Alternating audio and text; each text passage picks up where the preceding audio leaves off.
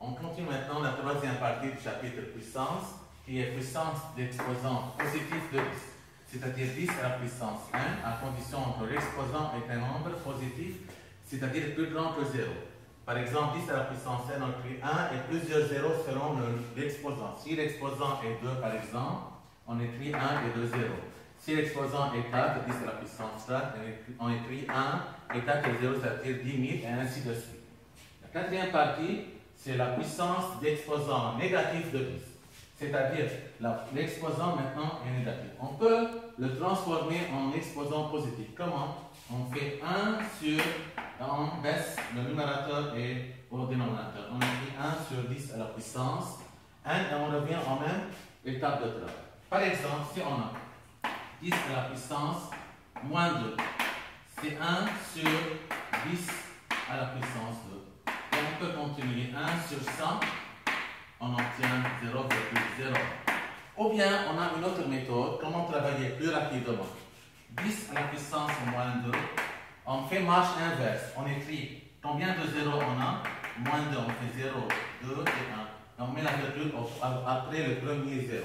C'est 10 à la puissance moins 2, c'est 0,01. Un autre exemple, 10 à la puissance moins 4, combien de zéros on va mettre?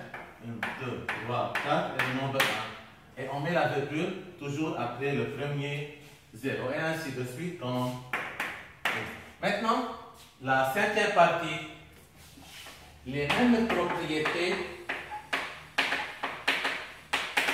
qu'on a déjà expliquées dans la partie 2 de ce chapitre-là sont appliquées en puissance de 10. Par exemple, rapidement, 10 à la puissance 2 fois 10 à la puissance 3. On a la même base, alors j'additionne les exposants. 10 à la puissance 2 plus 3, j'obtiens 10 à la puissance 5. Ensuite, si j'ai 10 à la puissance 4 sur 10 à la puissance 2, on fait 10 à la puissance. Qu'est-ce qu'on fait à même base? On fait moins. 4 moins 2, on obtient 10 à la puissance 2. Si on a 10 à la puissance 2, le tout à la puissance 4, puissance à la puissance, comme on a déjà expliqué, on fait fois. C'est-à-dire 10 à la puissance 2 fois 4 égale 10 à la puissance 8.